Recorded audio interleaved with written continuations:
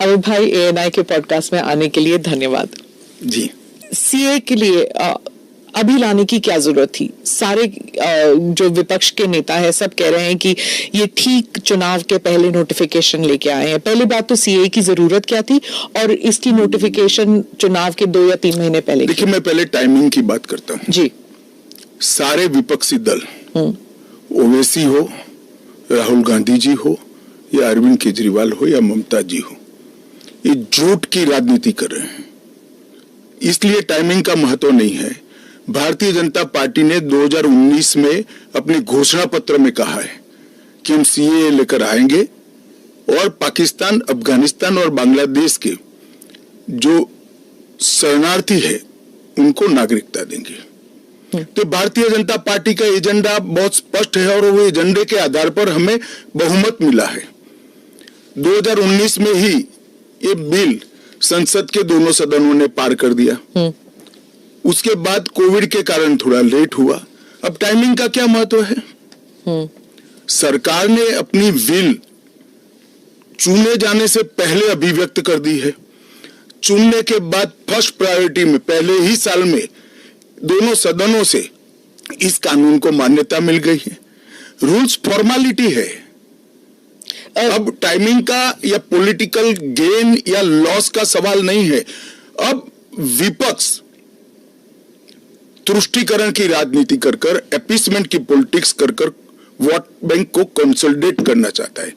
मैं उनको विनती करना चाहता हूं कि आप एक्सपोज हो चुके हो, ये मत करिए। पूरे देश की जनता जानती है कि सीए इस देश का कानून है और इस 4 साल में मैं कम से कम 41 बार बोला हूं कि ये होगा, चुनाव के पहले होगा। अब क्या मतलब है टाइमिंग का सवाल करने का?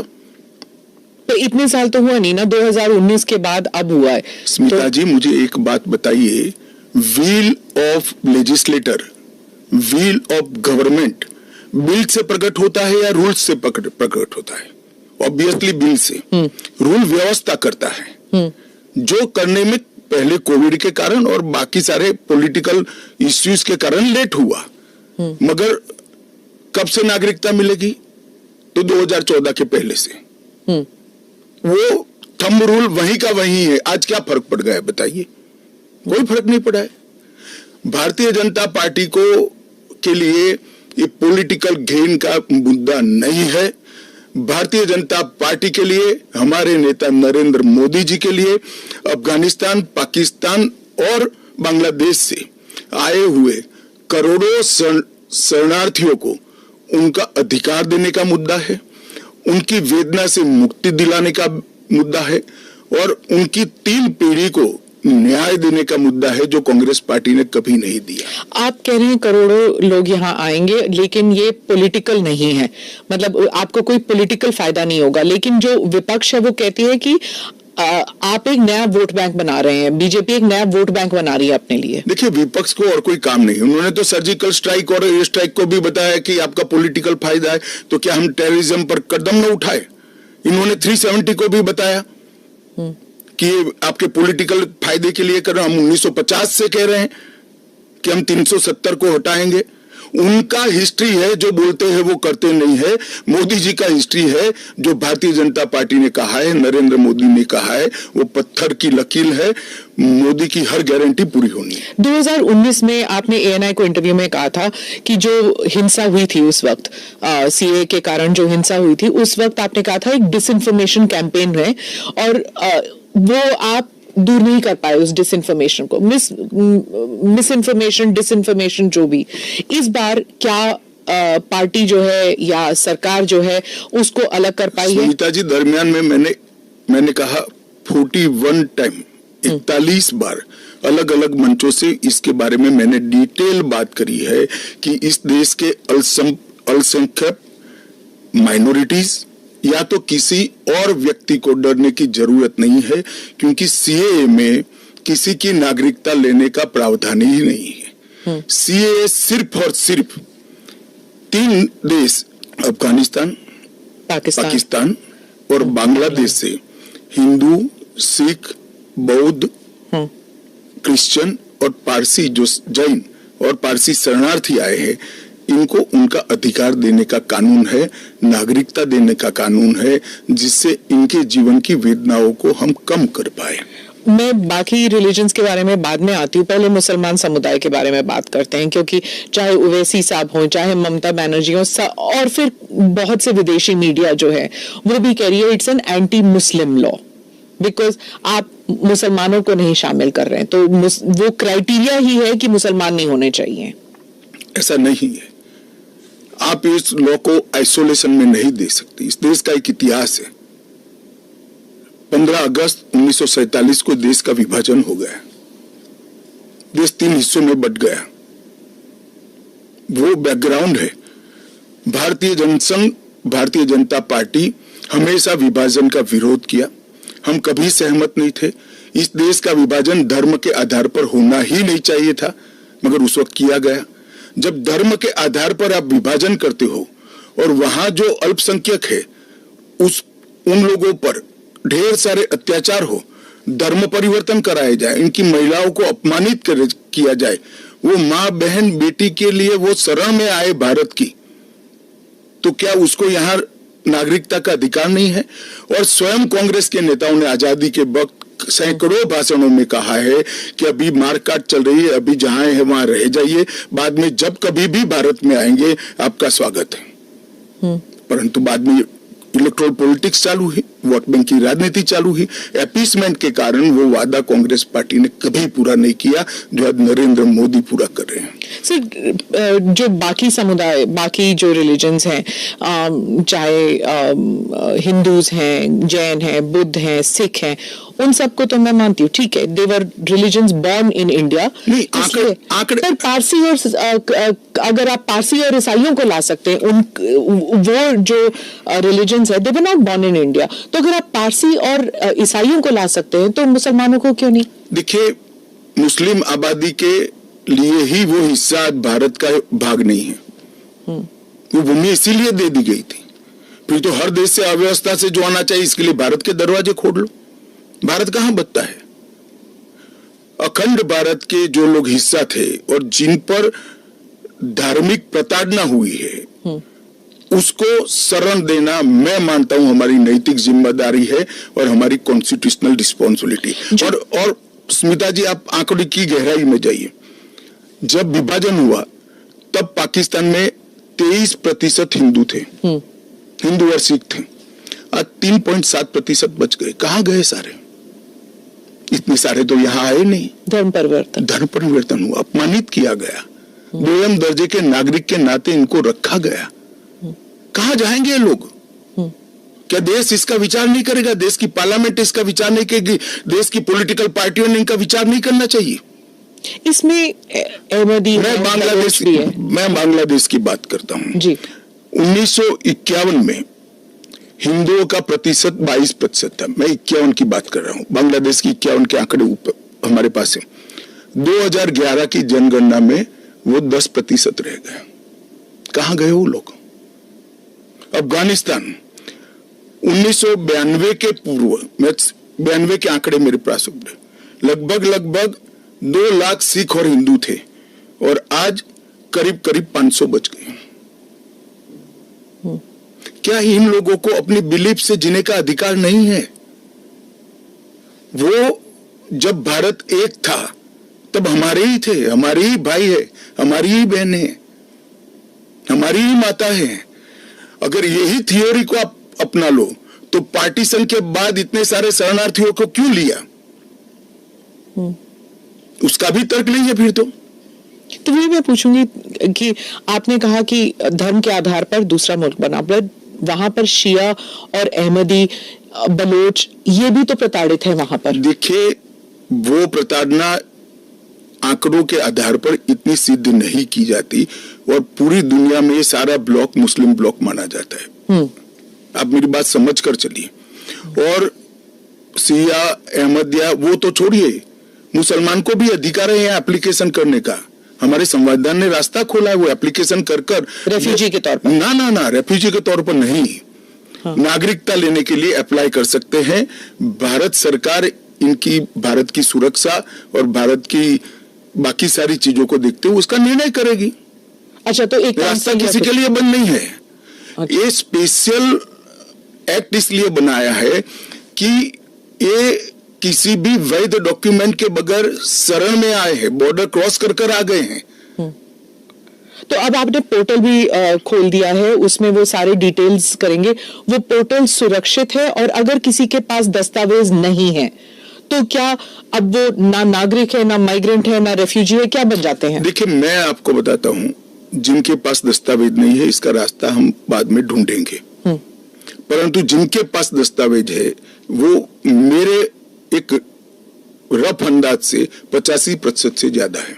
और कितनी देर लगेगी, क्योंकि उन्हें एक ओथ भी लेना पड़ेगा? हमने कोई समय मर्यादा नहीं रखी है। अच्छा, आराम से सब लोग एप्लीकेशन करें। मैं सबको अपील करता हूं, आप आराम से करिए। ये एप्लीकेशन देश की सभी भाषाओं में है। आपकी भाषा में आप डाउनलोड कर सकते हो, एप्लीकेशन कर सकते हो, और आपकी समय की अनुकूलता से भारत सरकार आपको इंटरव्यू के लिए बुलाएगी और डॉक्यूमेंट की ऑडिट के लिए बुलाएगी। और वो फेस टू फेस इंटरव्यू होगा या फिर? या फेस टू फेस होगा। Face to face, original document लेकर आना पड़ेगा। और अगर वो सेकंड जनरेशन रेफ्यूजीज है, मतलब अगर उनके बच्चे हो गए हिंदुस्तान में, 15 अगस्त 1947 से लेकर 31 दिसंबर 2014 तक जो भी आए हैं वो और उनके बच्चों का भारत में स्वागत है। ठीक, मैं आपके आलोचक के जो कमेंट्स हैं उनको पढ़ती हूँ, और आप बताइए। जो दिल्ली के चीफ मिनिस्टर हैं वो कहते हैं, वो सवाल उठा रहे हैं। उन्होंने कहा कि ये जो अंधाधुंध लोग आएंगे, बीजेपी उन्हें नागरिकता देगी, उससे थेफ्ट, रॉबरीज, रेप बढ़ जाएगा। दिल्ली के मुख्यमंत्री अपने भ्रष्टाचार के उजागर होने से अपना आपा खो बैठे हैं। उनको मालूम नहीं है कि ये सारे लोग आ चुके हैं, आज भारत में ही रह रहे हैं, सिर्फ इनको अधिकार नहीं मिला है, वो अधिकार देने की बात है। 2014 तक जो आ गए इनको नागरिकता देनी है, और इतनी ही चिंता है तो वो क्यों बांग्लादेशी घुसपैठियों की बात नहीं करते हैं, रोहिंग्यास का विरोध क्यों नहीं करते हैं? क्योंकि वो वोट बैंक की पॉलिटिक्स कर रहे हैं। दिल्ली के चुनाव उनके लिए लोहे के चने चबाने जैसे हैं, इसलिए वोट बैंक की पॉलिटिक्स कर रहे हैं। नौकरी का कहां सवाल है, वो ऑलरेडी यहां है, और बांग्लादेशी नौकरी का अधिकार नहीं मार रहे हैं क्या? रोहिंग्यास नहीं मार रहे हैं? इनके लिए तो आप कभी नहीं बोले भाई।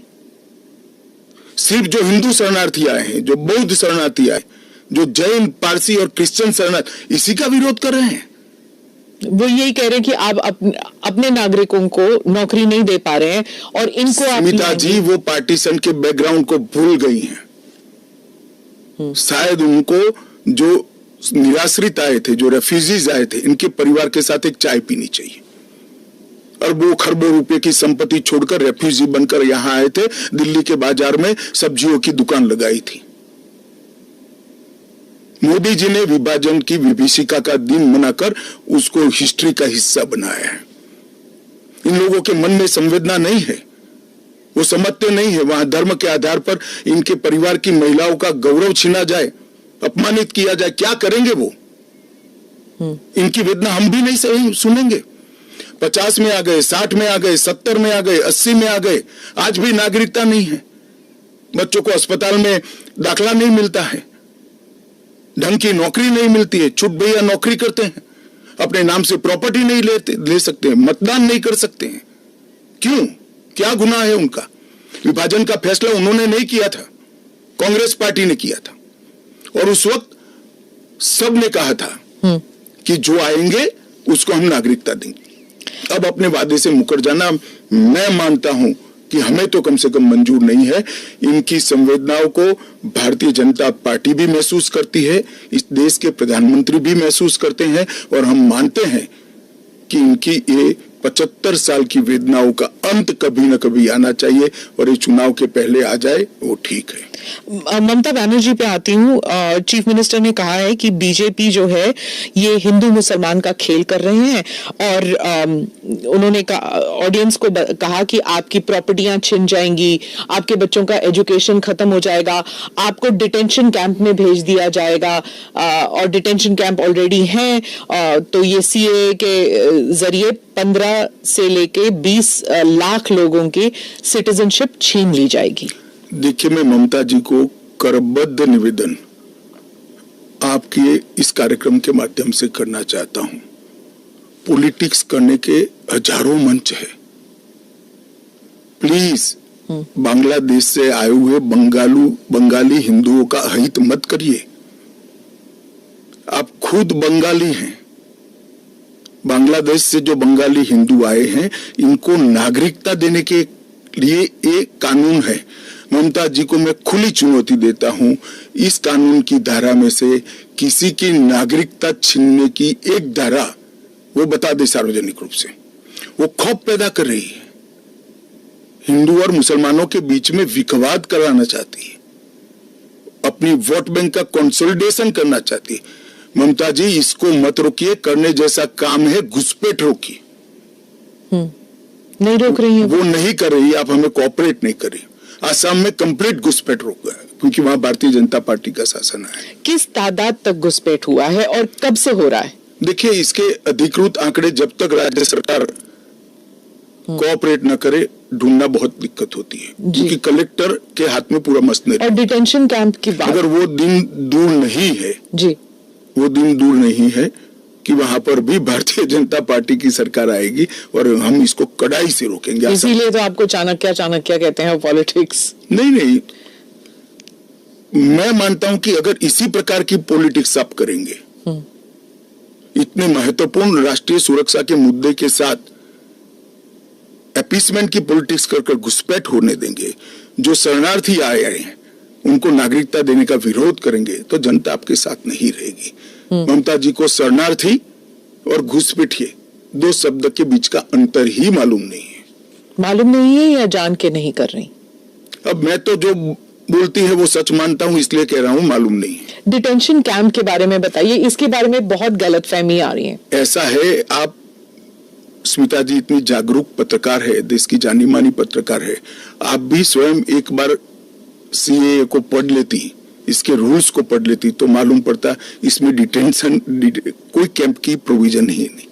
जो इलीगल माइग्रेंट्स हैं, अगर उनके पास कोई दस्तावेज नहीं है, उन्हें वापस अपने देश भेजने से पहले उन्हें डिटेंशन कैंप में रखा जाता है। ये आपने डिटेंशन एरिया में, जेल में नहीं डाल सकते, ये आपने 2019 में मुझे समझाया था एक इंटरव्यू में। सीएए में डिटेंशन कैंप नहीं है, इसी को लेकर मैं सवाल पूछ रही हूँ कि अगर सीएए के तहत वो लोग नहीं आते तो वो कहाँ जाएंगे, क्या होगा उनका? नहीं, उनकी व्यवस्था होगी ना।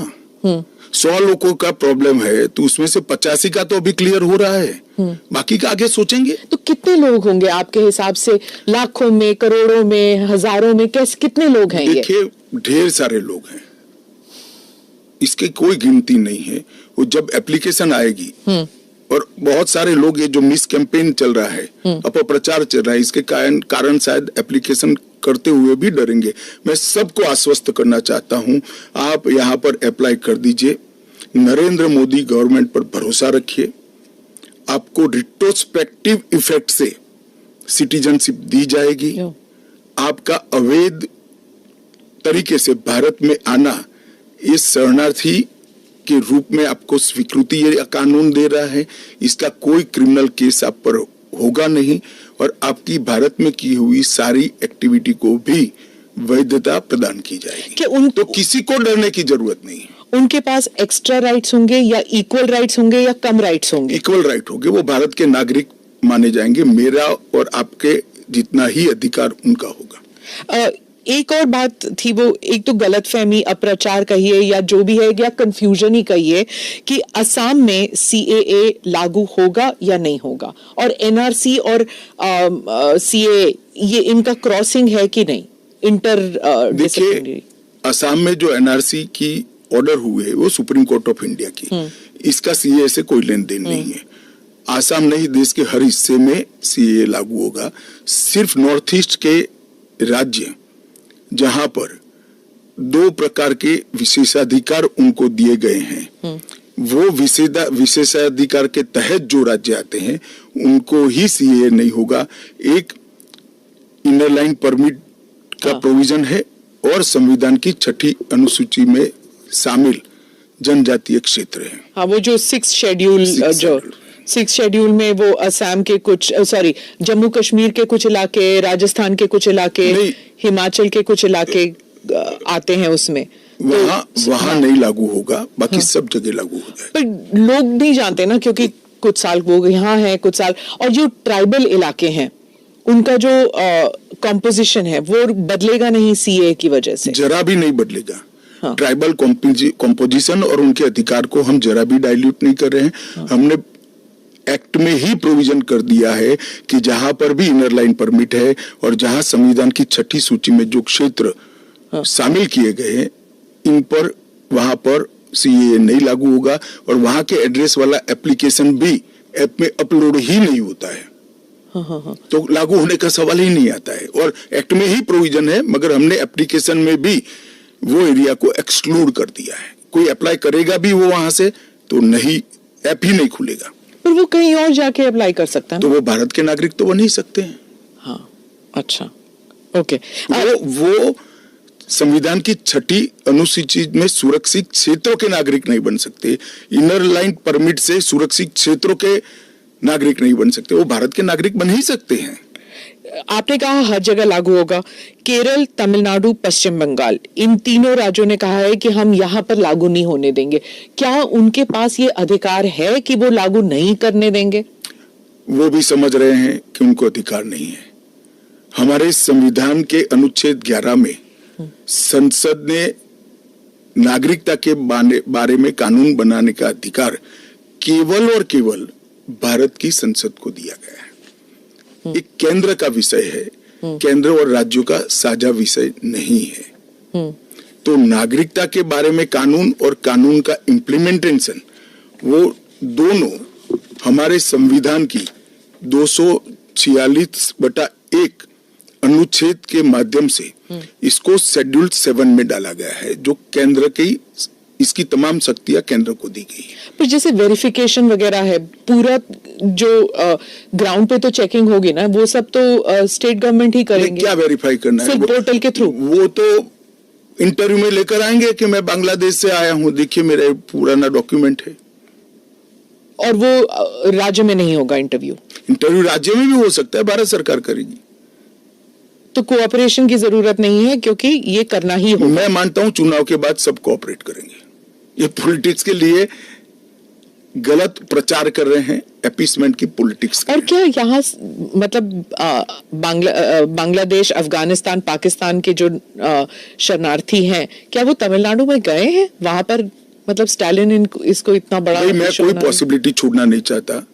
एक भी है तो उसको नागरिकता देंगे। जी। जयराम रमेश, कांग्रेस के नेता, ने कहा है कि ये अनकॉन्स्टिट्यूशनल है। शशि थरूर कहते हैं कि अगर कांग्रेस जीत जाती है इलेक्शन या इंडिया अलायंस जीत जाती तो ये सीए को रिपील कर दिया जाएगा। क्या कहेंगे आप? देखिए, उनको भी मालूम है कि इंडिया अलायंस सत्ता में नहीं आना है। मैं आज आपके चैनल पर कहना चाहता हूं, सीए के कानून को भारतीय जनता पार्टी की सरकार लाई है, नरेंद्र मोदी सरकार लाई है। इसको रिपील करना असंभव है। हम पूरे देश को जागरूक करेंगे और रिपील करने वालों को कहीं पर स्थान ही न मिले, इस स्थिति होगी। और जहां तक असंवैधानिक होने का सवाल है, वो अनुच्छेद 14 का हवाला देते हैं। वो भूल जाते हैं कि अनुच्छेद 14 में 2 अपवाद रखे हुए हैं। एक रीजनेबल क्लासिफिकेशन का अपवाद है और दूसरा कानून के उद्देश्यों के साथ लॉजिकल संबंध होना चाहिए। तो वो आर्टिकल 14 का वायोलेशन नहीं करता है। इसमें रीजनेबल क्लासिफिकेशन बहुत स्पष्ट है कि जिन लोगों पर भारत के पुराने हिस्सों में आज वो विभाजन के कारण देश से कटे हैं, अफगानिस्तान, पाकिस्तान और बांग्लादेश में, जिन लोगों पर धार्मिक प्रताड़ना होने के कारण जो भारत की शरण में आए हैं, उसके लिए एक कानून है। तो रीजनेबल क्लासिफिकेशन बहुत स्पष्ट है और इसलिए ये पूरी तरह से संवैधानिक कानून है। एक और क्रिटिसिज्म है, महबूबा मुफ्ती कहती हैं कि ये सुप्रीम कोर्ट में जो है उसकी सुनवाई अभी बाकी है, तो इतनी जल्दबाजी क्यों? देखिए, हर कानून को कोई सुप्रीम कोर्ट में स्टे करेगा तो कानून का इम्प्लीमेंटेशन नहीं होगा। सुप्रीम कोर्ट के सामने न्याय मांगने के लिए जाना और सुप्रीम कोर्ट ने स्टे देना दो अलग बात है। इस कानून पर सुप्रीम कोर्ट का कोई स्टे नहीं है। 4 साल से लोग गए हैं, अभी लंबित है, मगर सुप्रीम कोर्ट ने इसके इम्प्लीमेंटेशन पर कुछ स्टे नहीं दिया है। मैं महबूबा जी को पूछना चाहता हूं, 370 पर 1951 में ही सुप्रीम कोर्ट में अर्जी हो गई थी, फिर क्यों इतने समय तक आप एंजॉय किए भाई? आप बताएंगे देश की जनता को? जब आपके पक्ष की बात होती है तब नैतिकता के पैरामीटर्स बदल जाते हैं। ऐसे नहीं होता है। देश का एक संविधान है, परंपराएं हैं, अदालतों की परिपाटी है, इसके हिसाब से देश चलता है। वो संविधान के बारे में बात करें तो यूबीटी जो ग्रुप है शिवसेना की, वो कहते हैं कि आपकी विफलताओं को छुपाने के लिए मेरा उद्धव जी से रिक्वेस्ट है कि कानून चाहिए या न चाहिए वो स्पष्ट करो पहले। क्या उद्धव जी बोल सकते हैं कि कानून नहीं आना चाहिए? मैं आज उनका आह्वान करता हूं, देश की जनता के सामने, महाराष्ट्र की जनता के सामने स्पष्ट करें कि सीएए नहीं होना चाहिए। हिंदू शरणार्थियों को, बौद्ध शरणार्थियों को, जैन, बौद्ध और क्रिश्चियन शरणार्थियों को नागरिकता नहीं मिलनी चाहिए। एक बार उद्धव जी स्पष्ट करे जरा। आपका इशारा बात आई वॉश आप कर रहे हो, टाइमिंग का सवाल दिख रहा, तत्वों का क्यों चर्चा नहीं करते हो? आपका इशारा बाल ठाकरे की तरफ। नहीं, मेरा तो उनकी ओर है। बाल ठाकरे साहब तो अब रहे नहीं, वो स्पष्ट करे, क्योंकि वो पहले बोलते थे जो नहीं, पार्लियामेंट में भी बोले हैं। अब उनको अल्पसंख्यकों के वोट चाहिए, एपीसमेंट की पॉलिटिक्स इसलिए आज उद्धव ठाकरे कर रहे हैं, हम नहीं कर रहे। हमारा डे 1 से स्पष्ट स्टैंड है कि भारत के कटे हुए हिस्से से जो शरणार्थी आए हैं, ये 3 देशों से धार्मिक प्रताड़ना के कारण आए हैं। वहां के जो अल्पसंख्यक आए हैं उनको इस देश को नागरिकता देनी चाहिए। ओवैसी साहब पे आ जाती हूँ, जो आपके हमेशा ही स्पीक्स अगेंस्ट यू, तो उनके बारे में वो खुलकर ही कह रहे हैं कि ये एंटी मुस्लिम है। क्या तर्क है आपका? एंटी मुस्लिम कैसे है? कि आप सिर्फ मुसलमानों को एक उसको आपने क्राइटेरिया बना दिया, ये मैं वो कह रहे हैं। क्राइटेरिया ये बना है कि जिस पर धार्मिक प्रताड़ना होती है इसको देंगे, और अगर वो मुसलमान, और भारत के पुराने हिस्से से मुसलमानों पर इसलिए धार्मिक प्रताड़ना नहीं हो सकती कि तीनों देश घोषित इस्लामी स्टेट है। कौन करेगा धार्मिक प्रताड़ना? कौन करेगा इस्लाम के अनुयायियों के साथ? ये तीनों देश घोषित इस्लामिक स्टेट इनके नाम के अंदर है, इनके संविधान में है। पर मैं फिर से वही पूछूंगी कि अगर आप ईसाइयों को दे सकते हैं, अगर आप पारसीज को दे सकते हैं जो इस्लामिक नहीं है, और अगर उन पर हो रहा है, तो आप why can't you give it मुसलमानों को क्यों नहीं? देखिए, ऐसे तो फिर दुनिया भर से देश में जो आए सबको नागरिकता दे। तो अमेरिका तो करता है ना, सबको ले हम भी करते हैं, अप्लाई करे वो घुस कर नहीं आ सकते। उनको ऑफिशियल एयरपोर्ट से, ऑफिशियल पोर्ट से, ऑफिशियल लैंड पोर्ट से आने की परमिशन ही नहीं है, इसलिए बेचारे घुस कर आते हैं, शरण में आते हैं। अमित भाई, वो आपका एक वो इंटरव्यू बार बार लूप पे चल रहा है हर जगह कि क्रोनोलॉजी समझिए, सीए के बाद एनआरसी आएगा। देखिए, ऐसा है स्मिता जी, सीए का कानून अभी चर्चा पर है। 1, इसमें एनआरसी का कोई प्रोविजन नहीं है। 2, इसमें किसी की नागरिकता छीनने का कोई प्रोविजन नहीं है। 3, अगर विपक्ष को ये चाहिए कि उनसे चर्चा हो, तो कोई भी कानून करने से पहले और बाद में संसद में चर्चा होती ही है। तो दोनों को मिक्सअप कर आप क्या लेना चाहते हो? अभी सिर्फ सीए चर्चा में है। जैसे सीए को इतना वक्त लगा, जिस तरह फार्म लॉज को रोल बैक किया गया क्योंकि सच अ लॉट ऑफ बैकलैश, तो क्या अगर इंटरनेशनल प्रेस में आने लगे और अगर यहाँ पर सड़कों पर लोग उतर आए तो क्या ये भी वापस ले लिया जाएगा? देखिए, सीए का कानून कभी वापस नहीं जाएगा और भारत की नागरिकता सुनिश्चित करना ये भारत का विषय है, भारत की संप्रभुता का निर्णय है। इसके साथ हम कोई कॉम्प्रोमाइज नहीं कर सकते। जब हम ट्राइबल एरियाज की बात करते हैं, अभी आपने कहा कि जो 6 शेड्यूल और जो काउंसिल्स, ट्राइबल काउंसिल्स का एरिया था, वहां पर ये ऑटोनोमस काउंसिल्स जहां पर हैं वहां पर नहीं होगा, लागू नहीं होगा। इन एरियाज में जो है डेवलपमेंट होता नहीं है क्योंकि इतने सारे लेवल्स ऑफ गवर्नेंस होते हैं वहां पर। अब 2 दशक पहले की बात कर रही हैं। हाँ, आज वहां जाकर आइए, मोदी जी ने पूरे नॉर्थ ईस्ट में एयरपोर्ट वगैरह, हाँ, एयरपोर्ट बना दिए, रेल पहुंचने को आ गई, रोड बना दिए, हर घर में बिजली पहुंच गई, शौचालय पहुंच गया, हर घर में स्वास्थ्य की सुविधाएं पहुंच गई, गैस का सिलेंडर पहुंच गया, शिक्षा की भी उच्चतम शिक्षा संस्थान आज नॉर्थ ईस्ट में एस्टैब्लिश हुए हैं। जो पोर्टल से जब इनको नागरिकता मिलेगी, इससे उनको क्या क्या सुविधाएं मिलेगी? क्या आम नागरिक की तरह, या फिर जैसे उनको ये दिखाना पड़ेगा कि हाँ सीएए के तहत हमको नागरिकता मिली है? क्या ये अलग आइडेंटिटी? ना ना ना ना ना, वो भारत के आम नागरिक की तरह ही भारत के नागरिकों की सूची में सम्मान के साथ समाहित हो जाएंगे और उनको मेरे और आपके जितना ही अधिकार होगा।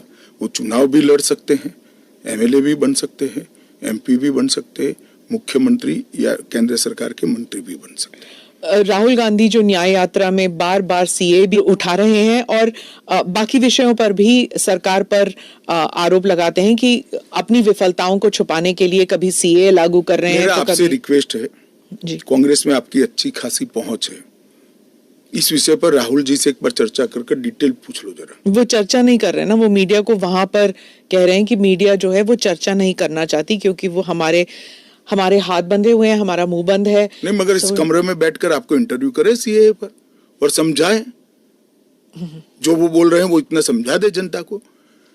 राजनीति के अंदर आपके निर्णय को जस्टिफाई करने की जिम्मेदारी आपकी होती है। जैसे मेरी सरकार का फैसला है सीए, इसके बारे में मेरी पार्टी के तर्क, मेरी गवर्नमेंट के तर्क और क्यों ये देश के हित में है मुझे समझाना पड़ता है। जरा राहुल गांधी जी आपके इसी कमरे में आकर देश को समझा दे कि क्यों विरोध में है।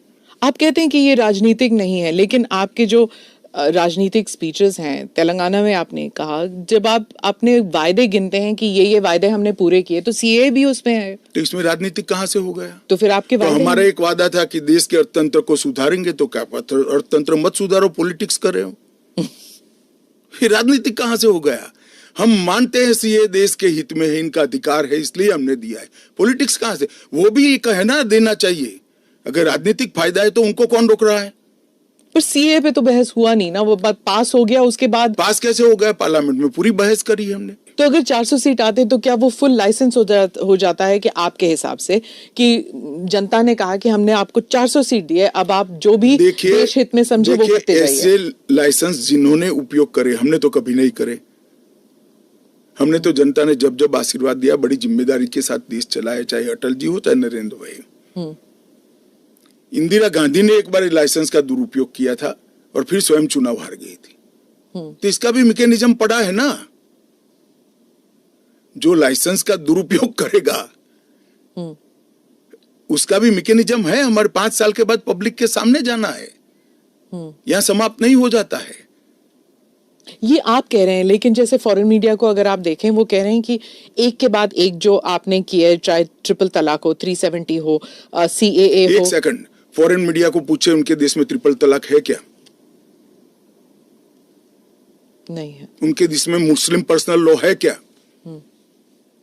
उनके देश में एक भी स्टेट में 370 जैसा प्रोविजन है क्या? फिर हमारे में हिंदू लॉ भी तो है, सक्सेशन लॉ है। इसका नाम हिंदू लॉ है, वो देश का नागरिक कानून ही है।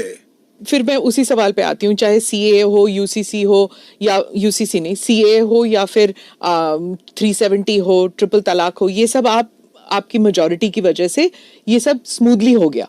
अगर आप 400 लेकर आते हैं तो फिर तो कुछ और ही हो सकता है, इन द सेंस कि प्रियम्बल तक आप बदल सकते हैं, सोशलिज्म हटा देंगे, सेक्युलरिज्म हटा देंगे। संविधान की रचना करते वक्त ये सारी चीजें बहुत सोच समझकर बनाई गई हैं। तो मुझे बताइए कि जब जवाहरलाल नेहरू जी की पूर्ण बहुमत होती थी, इंदिरा जी की होती थी, राजीव गांधी को 400 सीट मिल गई, तो उस वक्त सब उचित था? नहीं था ना, इसीलिए तो उन्हें हटा दिया गया। तो हम भी नहीं करेंगे, उचित नहीं करेंगे, हम संयम नहीं रखेंगे, सेल्फ डिसिप्लिन नहीं रखेंगे, तो हमें भी बदल देंगे। ये तो कोई तर्क नहीं हुआ। देखिए, नरेंद्र मोदी के पास, इस देश के प्रधानमंत्री के पास 10 साल का ए ग्रेड पास्ट रिकॉर्ड है और 25 साल का प्लानिंग है। 25 और साल 25 साल का प्लानिंग उन्होंने बनाया है कि 15 अगस्त 2047 को भारत पूर्ण विकसित भारत होगा। और उन्होंने पहली बार सरकार की मदद से नहीं, देश के 130 करोड़ लोगों को आह्वान लेकर संकल्प करा है कि सभी लोग जुटे, और ये 25 साल भारत को महान बनाने के 25 साल है। और मुझे बड़ा गर्व है कि मेरे नेता के आह्वान पर पूरा देश आज इस संकल्प से संकल्पित होकर अमृत काल के लिए तैयार होकर खड़ा है। इसके साथ साथ इस देश में गुड गवर्नेंस, इस देश के अर्थतंत्र को दुनिया के प्रमुख अर्थतंत्रों में शुमार करना, दुनिया भर के टेक्नोलॉजी और R&D के लिए एक प्लेटफॉर्म बनाना, भारत को मैन्युफैक्चरिंग का हब बनाना, भारत को हर क्षेत्र में आत्मनिर्भर बनाना, इस देश की शिक्षा व्यवस्था को दुनिया के साथ और दुनिया से आगे ले जाने का प्रयास करना, ये सारी चीजें हमने करी है और ये भी हमारा एजेंडा है। मगर आप जब हमारे भाषण में से कुछ चुन लेती हो तो यही मुद्दे चुनती हो। अगर आप चुनाव जीतते हैं अगले 5 साल में, एजेंडा क्या होगा? चलिए, एजेंडा हमारा घोषणा पत्र आएगा, इसमें आ जाएगा। आपका बहुत बहुत धन्यवाद। चलिए, धन्यवाद।